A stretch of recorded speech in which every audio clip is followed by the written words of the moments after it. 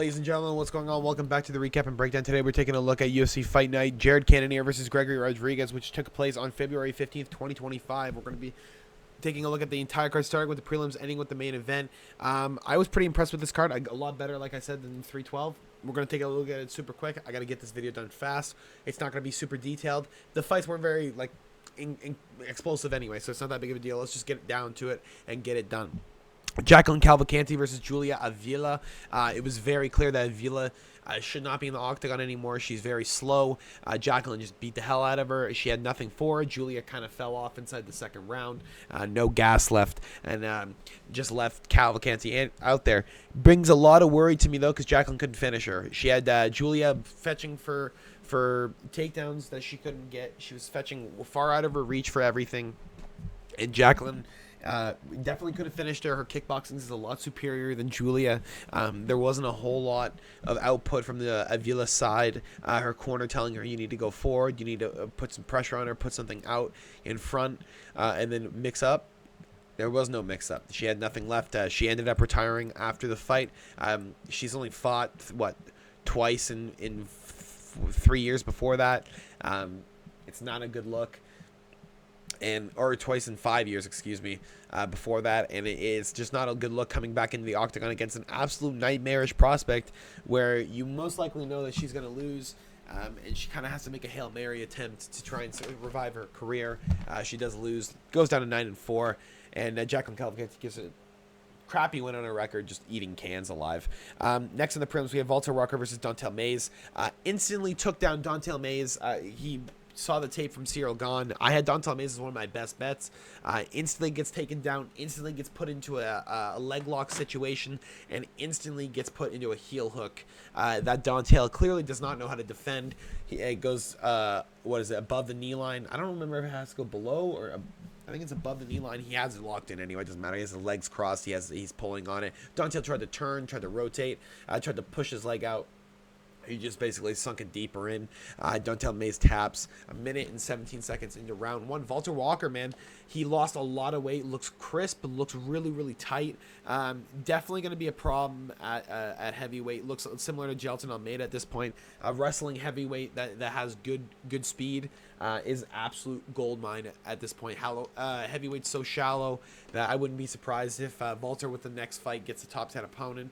It just seems like they really want to be pushing guys through this heavyweight division. Dontel Mays just kind of looks like shit. Has no wrestling. If he ever fights a wrestler, he loses. He just doesn't have the ability to get out of those situations, I guess. Even though he's a fucking vet and he's been doing this since 2014, he still chooses to not learn wrestling and still chooses to be an absolute bum on the ground. Next on the prelims, Elijah Smith versus Vince Morales.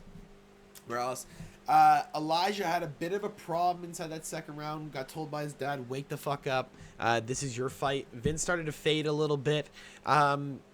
And then we come to a third round where Vince is just not there. He's getting tagged too much. He's cut up.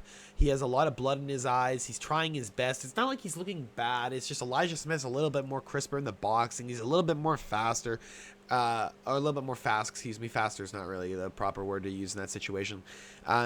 And Smith just kind of beat the shit out of him. Maurice Smith is Elijah Smith's dad, one of the first UFC father-son duos in the UFC. And Elijah's dad was on the Ultimate Fighter twice, beating some decent opponents. Just ended up not getting into the UFC as far as I was concerned.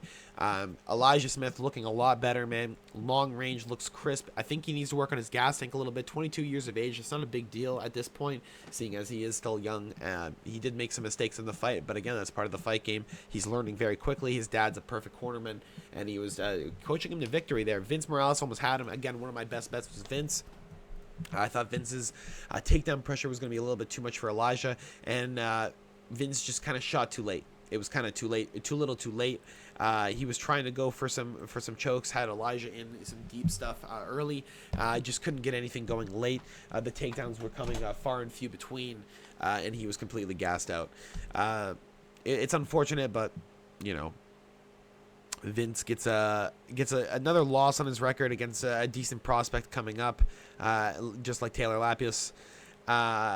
And Elijah Smith gets a decent win against a vet, proves his worth, and I think he's going to get a decent opponent next. Especially at 135, man. The top, like, 25 of the division is so shallow. They can definitely bring some new blood in there real quick. Next in the prelims, Gabriel Bonfim versus Chaos Williams. I thought Chaos was going to have a little bit better of a chance. Just couldn't get started, dude. Gabriel Bonfim moving like a karate fighter, side to side, up, down. Didn't let Chaos get started, didn't let Chaos get set, didn't let him throw his winging shots, and when he did, he would only land 1 or 2, and then the rest of them for the rest of the round would be nothing. Even though the numbers were close, Chaos was getting outboxed. He was getting pieced up with the leg kicks. And when it came down to the ground game, it was very clear Chaos is lost on the ground, especially when it comes to this level of a Brazilian Jiu-Jitsu player. Chaos got caught inside of a Darce, and it gets synced up. He hears the clappers go, so you can kind of see he stops trying to get out of the choke as much, just tries to hold it, and Gabriel Bonfim locks it up tighter, pulls on it, and chokes Chaos Williams out cold without the ability to tap. There was no tap. I rewatched it 3 times. Couldn't find a tap from Chaos. He let himself go out, and he gets choked out with 2 seconds left to go in the round. Gabriel Bonfim wins by another submission, man, which is ridiculous. This guy's got fucking 13. Absolutely bonkers. 8 in the first round, 4 in the second round now. Yeah, he's a problem, man, at welterweight. An absolute problem. Chaos Williams is a problem in and of himself. His power in his hands is ridiculous. Now, realistically, if Michel Pereira beats him by decision, anyone should beat this guy. But I really thought the power was going to be too much for Gabriel Bonfim, especially because Chaos doesn't really gas that much. And Nicholas Dalby is a testament to how much Gabriel Bonfim cannot deal with forward pressure.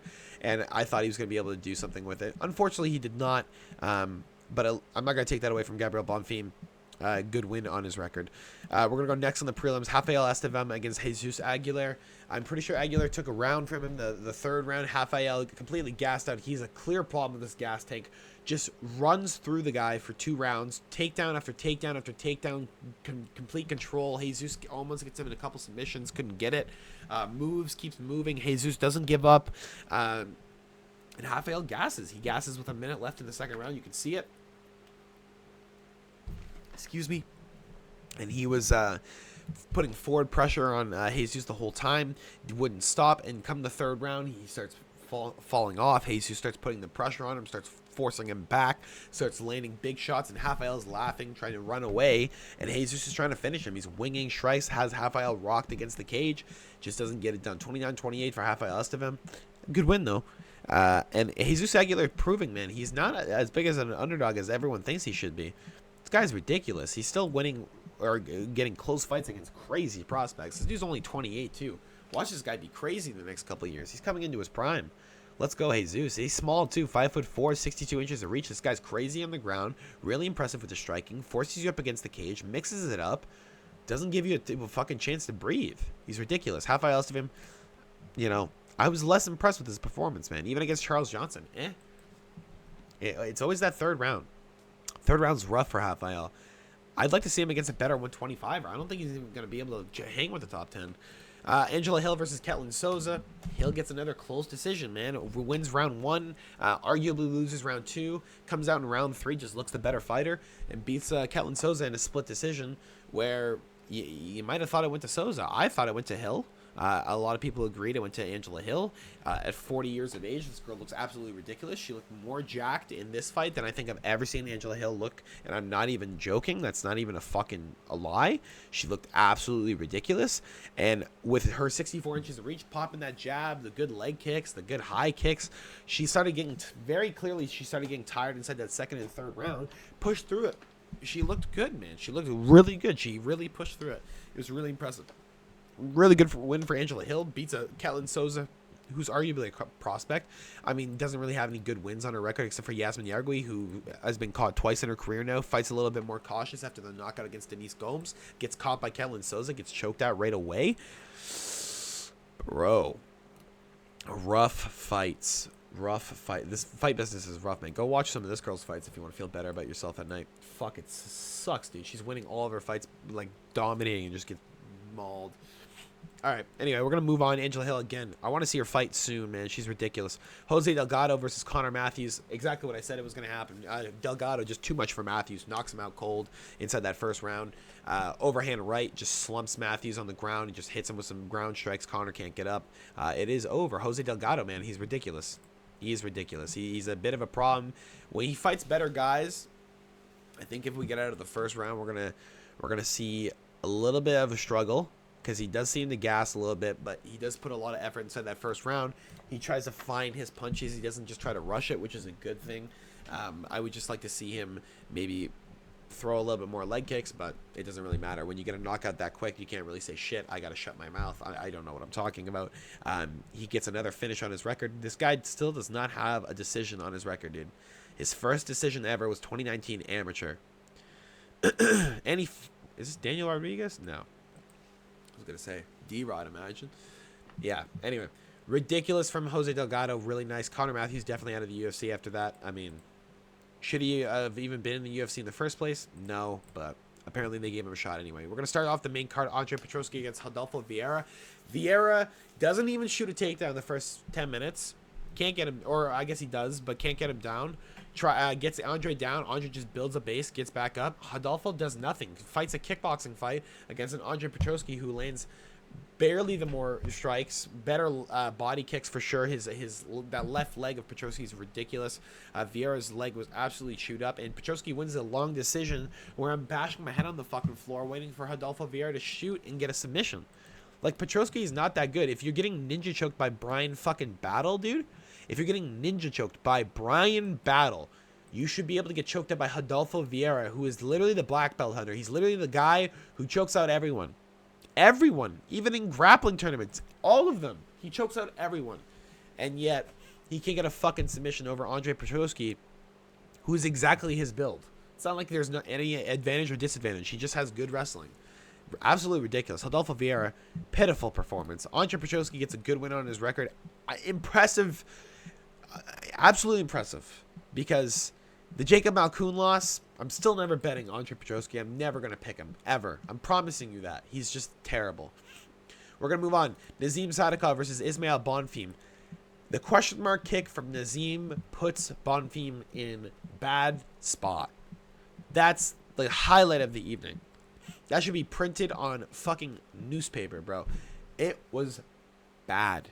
Bonfim gets clipped in the eye. Broken eye socket. Almost 100% sure. He was blinking it out and holding it right away. I called it right away. Broken eye socket. He faked a low kick. Ismail ducks. Question mark kick right in the fucking skull. Perfect timing by Nazim Sadikov. Getting beat up before that. And then just rushes down Bonfim with a minute left. Starts beating the hell out of him. We get to the end of the round. Bonfim tells the corner, I can't see. Ooh, that's a problem because the fucking ref heard you, buddy. So he calls in the doctor and said, I heard you can't see. Oh, yeah, I can't see. And he's nodding his head, I can't see. I can't see. The doctor's like, okay, he can't see. All right, fight's over. And they're like, no, wait. Oh, and then Bonfim's like on the ground, like, no, wait. A lot of people saying he quit. I think he broke his eye socket. I think he got fucked up. I don't think you should fight with a broken eye socket. I don't think anyone should be another Michael Bisping. Michael Bisping is a man of his own. He's an absolute ridiculous savage, but I do not think he should have continued his career after that point for sure. Definitely permanent damage to that orbital that he could have saved. Ismail Bonfim quits after one round. Nazim Sadikov wins as a plus 200 underdog. Knockout. I mean, I loved it. It was perfect. It was a great fucking display of Muay Thai by Sadikov. The question mark kick was beautiful timing. It was stunning. And Bonfim gets what he deserves. Get the fuck out of here. I don't like the Bonfim brothers. I hate them. I think they're all frauds. I think they're going to get fraud checked by someone. Dude, who have they been? Chaos Williams, Ange Lusa, Trevin Giles, Trey Waters. Bro, what the fuck are these wins? These aren't even wins. Okay? I don't even give him wins. Those aren't wins. Wait. You wait. You wait till you get someone real at once. Give him Randy Brown. Give him Randy Brown at 170. Do it. Give him Randy Brown. You're not taking Randy Brown down because there's no way. He's too big. He's just going to frame off. He's going to beat the shit out of Bonfim for 3 rounds. Watch it. Watch him knock him out with an overhand. I'm going to call it right now. Next on the main card, Edmund Shabazian versus Dylan Budka. Yeah, Dylan Budka's ass. He's terrible. He's dog shit. He's out of the UFC. He just got dropped today, an hour and a half ago. Yeah, this is what are we, Tuesday today? Yeah, he got dropped. He's done. He's not in the UFC anymore. Bye bye. Bye bye. You're gone. Bye bye. Bye bye.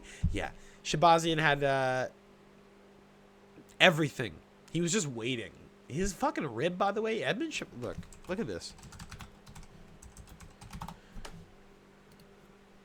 Like what is this? What is that rib? Oh, you can't see it. Look at that. What is that? What the shit? Oh. Okay, I gotta go get my girlfriend real quick. But anyway, Edmund Shabazian. Oh, fuck. Okay, you know what? We're gonna take this up in a second. I will be back. I will edit this. Okay, well, I'll finish this part first. I'll be quick. Edmund Shabazian, I'll just find my keys. Edmund Shabazian wins by knockout. Dylan Booker's ass. It doesn't really matter. There's nothing to talk about. Dylan Booker couldn't do anything. He's trash. He shouldn't be 185. He should be 170. Yusuf Zalal versus Calvin Kattar. Yeah, Calvin tried to get started. Nothing. Yusuf Zalal is just too overwhelming. Incredible prospect. Like, dude, ridiculous. This guy's absolutely insane. I don't know where the fuck this guy just came from. He apparently went back to Morocco, got some steroids, and came back after he got kicked out of the UFC the first time. Ridiculous. Calvin Kattar's done. He's Zalal's in the rankings. Jared Cannonier versus Gregory Robocop Rodrigues. Gregory Robocop knocks him down twice inside the first round, almost has him out inside the first round.